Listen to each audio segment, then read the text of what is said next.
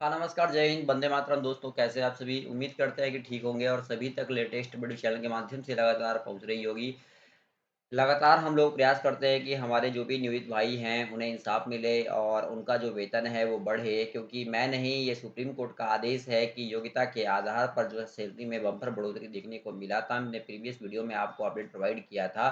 वहीं कहीं न कहीं अब विद्यालय में कार्य करने की सीमा जो है वो बढ़ाई जा रही है, तो कहीं न कहीं नियोजित शिक्षकों के लिए बहुत सारी बातें हैं। शिक्षक वृत्ति को आकर्षण बनाया जाना चाहिए। इसके लिए वेतन वृद्धि, अन्य भत्ता एवं सुविधाएँ, अवकाश, अतिरिक्त कार्यों के लिए प्रोत्साहन, मानदेय इत्यादि प्रदान कर इस पेशे को जो है आकर्षण बनाया जा रहा है।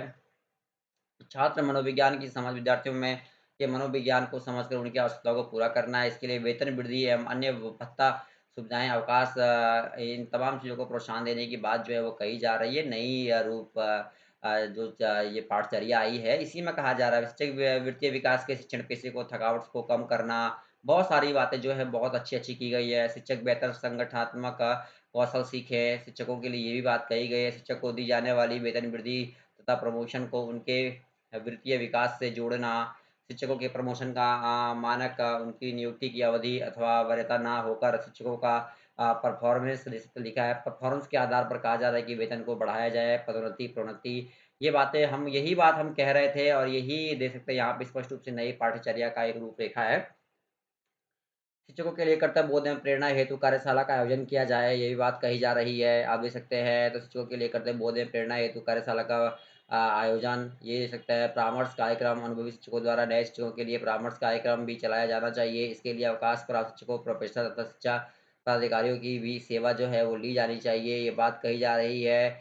और कहीं न कहीं परिचय, समय आवंटन तमाम चीज़ें जो है वो कहने की बात की जा रही है। बिहार पढ़चर्या की रूपरेखा सार्वजनिक की जाए।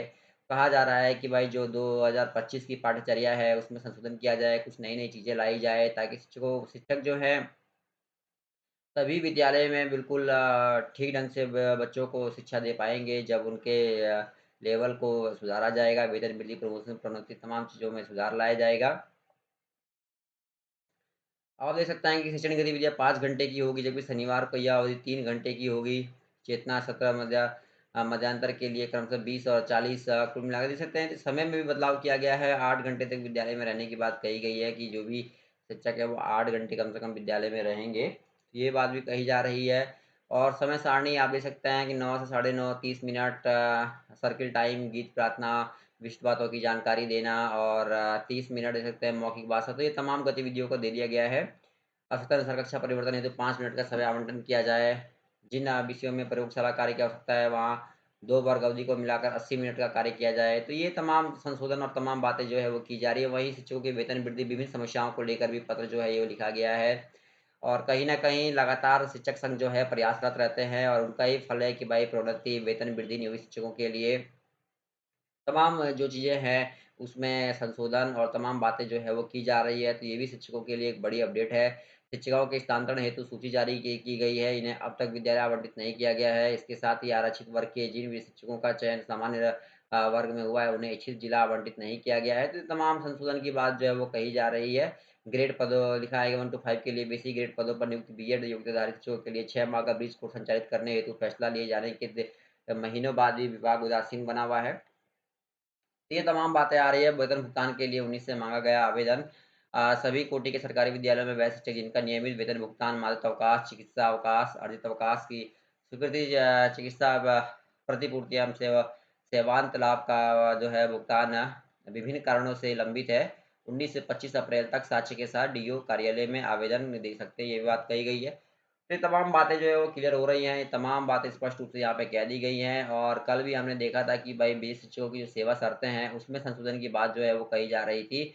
और इसे लेकर हमने पहले भी आपको कहा था कि भाई जो भी हमारे शिक्षक हैं, विद्यालयों में कार्यरत हैं, बढ़ेगा नियोजित शिक्षकों का वेतन, ये भी बात कही जा रही है। कहीं न कहीं वेतन बढ़ाने पर भी जो विचार-विमर्श चल रहा है, नियोजित शिक्षकों की सम्मानजनक वेतन वृद्धि पर फैसला 2 महीने के भीतर देने की बात कही जा रही है।